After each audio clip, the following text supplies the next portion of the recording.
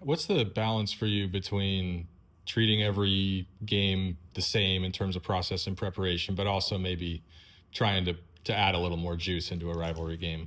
Yeah, I mean, there's definitely every game is a championship opportunity. Every game is an important to go 1-0, right? That's always a mentality that coaches take. But we have a goal here, and one of our goals is to own the state of Washington, and one of our other goals is to win championships. And really, there's there's 3 trophies you can get nowadays. You can get the Apple Cup trophy, you can get a Big Ten championship trophy, and then you get your postseason trophy, whether that be the national championship or the bowl game. So this is one of those. The only one that's guaranteed to us is this game. We have to earn the opportunities to play in the Big Ten championship, earn the opportunity to play in the postseason. But this one we're guaranteed. So this is a championship game, and that being the case, our full focus is on winning the championship, and that's what our conversations have been about in the last 4 days. Do you have to educate your guys on what the Apple Cup is all about? And I ask that because both rosters are probably 80% guys from out of state. The starting lineups, I think they're 80% all new for both sides. So it's almost like there's not a lot of traditional knowledge, I think, for a lot of these guys. Yeah, I think that's definitely true. We talked a little bit last Thursday just about the amount of years the game has been played. We talked about the overall record of the 2 programs against one another. We talked about some of the quotes that were made years and years ago, and probably some of the players that they've never heard of. Talked about quotes from Mike Price, talked about quotes from Dennis Erickson. Then you have to then teach them who Mike Price and Dennis Erickson are. So it's kind of like the constant education when you talk about a game like this. But on the same token, you also have to remember that this is what's happening in every program across the country, that when you are having these rivalry games, that you have a lot of players that haven't played in them or that are new to them. And that being the case, you just have to treat it like its own entity, give them the best education you can, tell them how important it is, but on the same token, just go out and play the game the best you can. How did you learn about it? I mean, and how much did you learn last year to apply to this year? Yeah, well, last year, we probably spent I spent more time researching it. I spoke with, we had lawyer Malloy come in here, we had Michael Jackson come in here. I spent some time talking to other alums about the game. So I've kind of been educated in that regard. I'll also say that when you play in the game, right, when you coach in the game, you become quickly educated on the game, right? Until you actually participate in the game as a coach or player, it's a rivalry game that you're aware of. So I would say after the game, when you see governor giving out a trophy, when you see presidents on the podium, you see how important the game is. And then you see the tears in the locker room when the outcome isn't what you want it to be. You feel the taste in their mouth when in all of our mouths not winning that game. You see a trophy not coming back into an empty trophy case. So all of those things certainly make it very real and very important and unique in college football. Being that it is rivalry week, I'm sure you've been to Pullman. Do you have the most memorable moment in Pullman? Well, the last time I was in Pullman was in 2023. We had a really good game. We won 44-6 and played really good football and went on to, we were 3-3 at that time. I believe they were 5-1 at that time. And we went on to win 7 in a row. So it was a good day. It was a good game. But obviously that was a different team, a different school, different coaches. Everything's completely different. So that was my only memory of being in Pullman.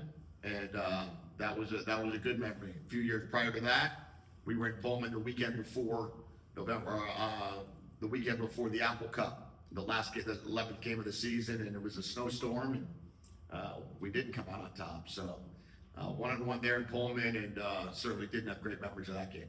2 coaches got let go this weekend, and it's just going to happen. Your name is going to come up for every opening out there. It just seems like. How do you deal with that, especially when it comes to recruiting and it's being used against you? Yeah, I focus on the fact that we're playing a team that beat us 24-19, and that is literally the only thing that I'm thinking about. We had a really tough game against them a year ago. We got stopped on the 1-yard line. My mind is strictly on that, and a lot of players want to come here, recruiting-wise. A lot of players want to be a part of our program. I don't worry about what other coaches say about what I'm going to do. Speaking of that play, what can you say about it now, a year later? I know you've been a play caller for a long time, and they work and they don't work. But when you look back at that one, I think it was short side of the field, and they somehow had it snuffed out. I mean, even the tight end didn't even get a chance to do anything before they made the tackle. Yeah, we didn't execute the play very well. Looking back on it, you could on every play call that any of us have ever had, when they work, we feel great about it. When they don't work, we're disappointed that it happened. And that was one of those plays that, you wish it worked and you wish it had a different outcome, but it didn't. And it's now the responsibility of our staff, offense, defense, special teams, to come out there and put together the best possible plan we can, and hopefully have more plays that work than don't work. And we'll see what it looks like on Saturday. How do you prepare for a team like Wazoo, where they kind of have some questions at quarterback? They have 3 different guys they've played. What do you kind of look at defensively to prepare for that? Yeah, I talked to Coach Walters about that last evening.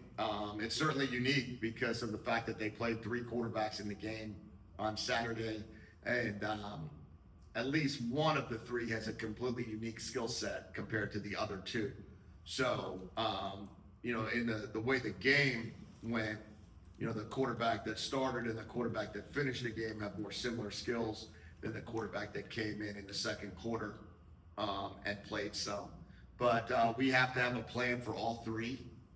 Certainly a plan for the 2 different types of quarterbacks, and make sure that, we can both stop the quarterback run game that occurred in the second quarter and a little bit of the third, and then the drop back game, play action game, and more of the traditional under center running game that occurred early in the game and then late in the game. That game got away from them with all the turnovers, but that's hard to really assess. It's very hard to get 5 takeaways in a game. North Texas did that, which then of course caused a complete disruption, I'm sure, what they were trying to do offensively. You mentioned you looked at the quotes from the previous Apple Cups. Do you know the best one? You tell me, Dan. Don James said he was a 3,000-word underdog to Jim Mold. That is a good one. I did not see that one, but that's a good one. But yeah, there's a lot of good quotes out there. Most important thing is let's just go play good football, and that's what we're focusing on. We're focusing on our team, playing the best they possibly can on Saturday, and that's what we're going to do. What are you going to do to make sure your players are disciplined during a game? Cut down on penalties. What's your focus there? Yeah, I talked to our team about that. I think we average 5 penalties a game. There's no reason for that average to go up, just because we're playing in the Apple Cup. Do the same thing you've been doing.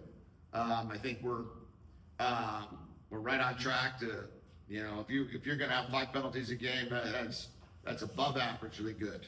So we're looking to stay in that range. I think we've had 1 personal foul penalty, and it was a face mask penalty. If we have that, we have that. That was an effort play. Let's not do have any dumb penalties, right? The dumb penalties are the ones we have to avoid. We had 3 defensive offsides to end the game last year.